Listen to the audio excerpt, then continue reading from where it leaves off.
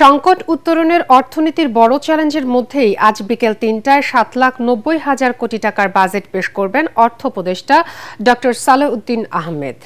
অর্থনীতির ভারসাম্য রক্ষায় বাজেট ঘোষণায় সর্বোচ্চ অগ্রাধিকার পাচ্ছে সামাজিক সুরক্ষা, মানব সম্পদ উন্নয়ন। বাজেটে কর এবং শুল্কের আওতা বাড়ছে। প্রস্তাবিত সাশ্রয়ী বাজেটে নতুন কোনো মেগা প্রকল্প নেই। বাস্তবায়ন করতেই অপচয় কমিয়ে বাজেট ঘাটতি কমানোর পরিকল্পনা সরকারের। শরফুল আলমের রিপোর্ট। অর্থনীতি পুনরুদ্ধারে অন্তর্বর্তী সরকার ও অর্থ উপদেষ্টা হিসাবে নিজের প্রথম বাজেট ঘোষণা করতে যাচ্ছেন ডক্টর সালেউদ্দিন আহমেদ। এবারে বাজেটে ব্যয় ধরা হচ্ছে ৭,৯০,০০০ কোটি টাকা। ইতিহাস সৃষ্টি করে আগের অর্থ বছরের চেয়ে ৭,০০০ কোটি টাকা কমছে নতুন বাজেটে। বৈষম্য বিরোধী আন্দোলনের পর গঠিত নতুন সরকারের নতুন করে কোনো প্রকল্প নিচ্ছে না, আর তাই নতুন অর্থ বছরে বার্ষিক উন্নয়ন কর্মসূচিতে ৩৫,০০০ কোটি টাকা কমিয়ে বরাদ্দ রাখা হচ্ছে ২,৩০,০০০ কোটি টাকা। অর্থনৈতিক সংকট আর বেকারত্ব বাড়ায় এবার সামাজিক সুরক্ষায় বরাদ্দ কমছে, বাড়ছে উপকারভোগীর সংখ্যা। ১৪১টি যে বিভিন্ন রকমের সামাজিক সুরক্ষা কর্মসূচি রয়েছে এগুলোকে সরকার কমিয়ে আনছেন, কাটছাট করে একই আমব্রেলার নিচে এগুলোকে আনার চেষ্টা করছেন। এই উচ্চ মূল্যস্ফীতির এই সময় বা বেকারত্ব বেড়ে যাওয়ার এই সময়কালে হয়তো আপৎকালীন একটা সাময়িক ব্যবস্থা হিসেবে আমরা এটা মনে করছি, কিন্তু দীর্ঘকালীন যে ধরনের বিনিয়োগের ক্ষেত্রে স্থবিরতা তৈরি হচ্ছে বা অর্থনৈতিক যে ধরনের স্থবিরতা তৈরি হচ্ছে তাতে কিন্তু আগামীতে আরও বেশি বেকার বেড়ে যাওয়ার আশঙ্কা রয়েছে, যেটা সরকারের উপরে এই সামাজিক খাতে আরও চাপ তৈরি করবে। যেহেতু রাজনৈতিক সরকার নেই, সুতরাং বিভিন্ন ধরনের রাজনৈতিক প্রকল্প নেওয়ার, মেগা প্রকল্প নেওয়ার চাপও কম এবং সেগুলোর যৌক্তিকতা অন্যান্য সময় বিবেচনাও করা হতো না। এবার বাজেট বরাদ্দ বা প্রকল্প নেওয়ার ক্ষেত্রেও সাশ্রয়ের একটা চেষ্টা রয়েছে, সেটিও ইতিবাচকভাবে মনে করি। এবারের বাজেটটিকে একটি বিশেষ সময়ের বিশেষ বাজেট হিসেবে দেখছি এবং এই বাজেটের মূল কাজটি হবে অর্থনৈতিক পুনরুদ্ধার। এই বাজেট থেকে আমাদের খুব বড় প্রত্যাশা নেই। বাজেটে আকার কমলেও এনবিআরের রাজস্ব লক্ষ্যমাত্রা বাড়ছে। আগামী অর্থ বছরে রাজস্ব আদায়ের লক্ষ্যমাত্রা ধরা হচ্ছে ৫,১৮,০০০ কোটি টাকা। করমুক্ত আয়সীমা ধরা হচ্ছে ৪.৫ লাখ। বাজেটে ঘাটতি ধরা হচ্ছে ২,২৬,০০০ কোটি টাকা।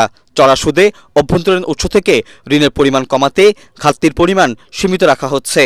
কঠিন সময়ের সবচেয়ে বেশি প্রাধান্য দেওয়া হচ্ছে মূল্যস্ফীতি নিয়ন্ত্রণ।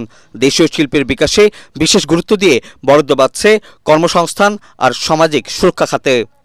সবচেয়ে বড় আমাদের এখন চ্যালেঞ্জ হলো যেটা, যে ওনারা যেটা বলেন মূল্যস্ফীতির একটা ব্যাপার, আমরা এখনো ৯-এর কাছাকাছি আছি, যেটা অন্যান্য দেশে কমে গেছে। এমন ইন্ডাস্ট্রি আছে, একটা ইন্ডাস্ট্রি তার জন্য স্পেশাল এসআরও করা হয়েছে একদম ওর জন্য। তো ওই করাতে হচ্ছে কি, সেই সুবিধা পেলো আর বাকিরা যারা ধারে কাছে যেতে পারে তারা সুবিধা পায় না। এগুলো তো আমি তো এসআরওটা সব বাদ করে দিচ্ছি। ব্যবসায়ীরা অনেকে চটে গেছে আমার উপরে, আমি বলছি কোনো স্পেশাল এসআরও দেবো না। আপনি শিপিং বিজনেস আছেন, আপনি যেটা দিচ্ছেন আরেকজন দেবে, কিন্তু এর জন্য ওই হাউসের জন্য অতটা এটা আমরা করব না। তো সার্বিকভাবে বাজেটের জিনিসটা আমরা যেটা যে হলো কর্মসংস্থান, সেগুলো মানুষের জীবন মান, স্বাস্থ্য, শিক্ষার প্রতি আমরা একটু নজর দেবো। শিক্ষা যদি আমরা বলছি চেষ্টা করছি, কিন্তু এখনো পারি নাই শিক্ষা শৃঙ্খলা আনতে। স্বাস্থ্য সেবাটা আমরা টাকা যে দিচ্ছি কম দিচ্ছে তাও না, ইমপ্লিমেন্টেশন খুব খারাপ। ইকুইপমেন্ট কেনে পড়ে থাকে, নষ্ট হয়, আবার ওখানে কিছু ম্যান পাওয়ারের প্রবলেম আছে। প্রথা মেনে অন্তর্বর্তী সরকারের উপদেষ্টা পরিষদের সদস্যদের বাজেটের বিস্তারিত তথ্য বিনিময় করবেন অর্থ উপদেষ্টা। এরপর বাজেট ঘোষণার জন্য বাংলাদেশ টেলিভিশনে যাবেন ডক্টর সালেউদ্দিন আহমেদ। শরফুল আলম, এটিএন বাংলা, ঢাকা।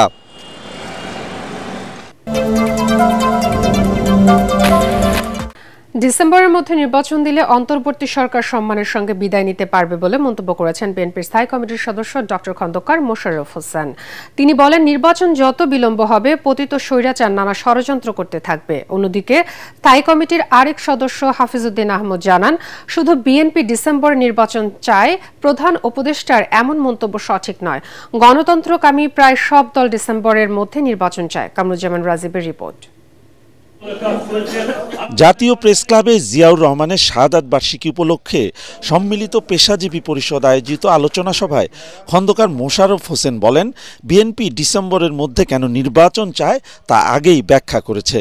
শুধু বিএনপি নাকি ডিসেম্বরের মধ্যে নির্বাচন চায়, প্রধান উপদেষ্টার এ বক্তব্যকে হতাশাজনক আখ্যা দিয়ে নির্বাচন নিয়ে আর কোনো বিভ্রান্তি সৃষ্টি না করার আহ্বান জানান তিনি। বলেন, সম্মানের সাথে বিদায় নিতে চাইলে ডিসেম্বরের মধ্যেই নির্বাচন দেয়া উত্তম। নির্বাচন তো সবাই চায়, কিন্তু আমরা বলেছি ডিসেম্বরের মধ্যে ইলেকশন হলে নির্বাচন কমিশনের সুবিধা, সরকারের সুবিধা, জনগণের সুবিধা, সেটা আমরা যুক্তি দেখিয়েছি। যদি অন্য কোনো যুক্তি থাকে সরকার পরিষ্কার করুক, করে নির্বাচনের তারিখ ঘোষণা করুক, সেটা ছিল তাদের দায়িত্ব। না বলে বিদেশে গিয়ে বলছে শুধুমাত্র বিএনপি নির্বাচন চায়, এটা সঠিক না। এদিকে জিয়াউর রহমানের শাহাদাত বার্ষিকী উপলক্ষে মুক্তিযোদ্ধা দল আয়োজিত আলোচনা সভায় হাফিজউদ্দিন আহমদ বলেন, অন্তর্বর্তী সরকারের উপদেষ্টা পরিষদে ছাত্রদের রাখা বিরাট ভুল হয়েছে।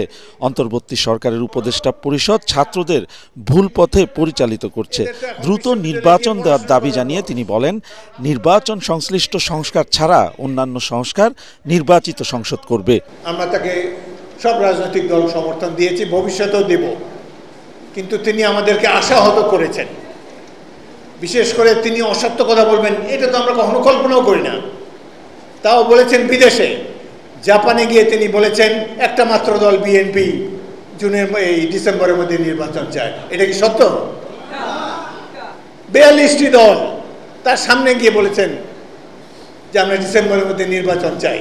অন্যদিকে নারায়ণগঞ্জে জিয়ার মৃত্যুবার্ষিকীর আলোচনা সভায় বিএনপি চেয়ারপারসনের উপদেষ্টা জয়নুল আবদিন ফারুক বলেন, তত্ত্বাবধায়ক সরকার যদি 3 মাসে নির্বাচন করতে পারে তাহলে অন্তর্বর্তী সরকার কেন পারছে না?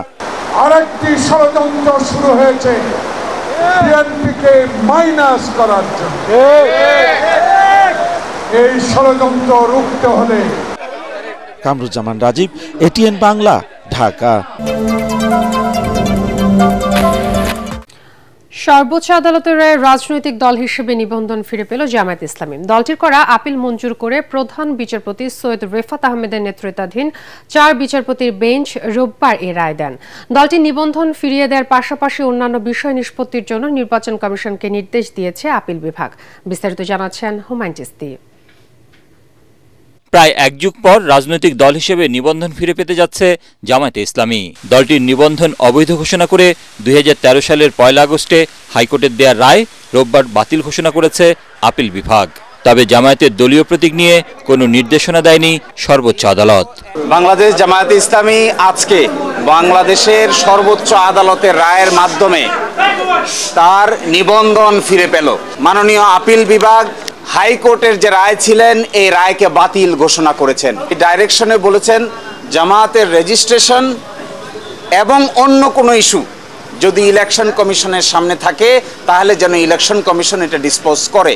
এই অন্য ইস্যু বলতে আমরা বোঝাচ্ছি এটি হলো প্রতীক সংক্রান্ত ইস্যু। আমরা আশা করি ইলেকশন কমিশন নিবন্ধনের ইস্যু নিষ্পত্তি করবেন, একই সাথে অন্য ইস্যু হিসেবে দাড়িপাল্লা প্রতীকের ব্যাপারটিও নিষ্পত্তি করবেন। 2016 সালের 12 ডিসেম্বর সুপ্রিম কোর্টের ফুলকোর্ট সভায় সর্বসম্মত সিদ্ধান্ত নেওয়া হয় দাড়িপাল্লা ন্যায় বিচারের প্রতীক হিসেবে শুধুমাত্র সুপ্রিম কোর্টের মনোগ্রামে ব্যবহৃত হবে। তাই কোনো রাজনৈতিক দল বা প্রার্থীকে প্রতীক হিসেবে দাড়িপাল্লা বরাদ্দ না দিতে প্রয়োজনীয় ব্যবস্থা নিতে নির্বাচন কমিশনকে চিঠি দেয় সুপ্রিম কোর্ট প্রশাসন।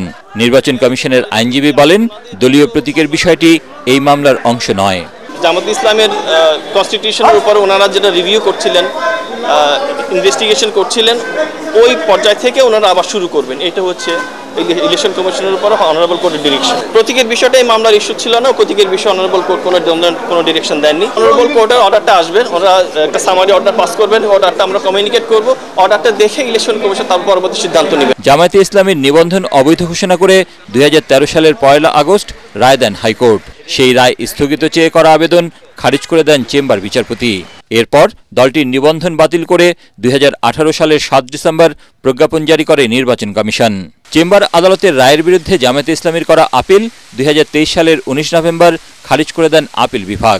5 আগস্ট রাজনৈতিক পট পরিবর্তনের পর বিলম্ব মার্জনা করে আপিল পুনরুজ্জীবিত চেয়ে জামাতের করা আবেদন গত বছর 22 অক্টোবর মঞ্জুর করেন সর্বোচ্চ আদালত।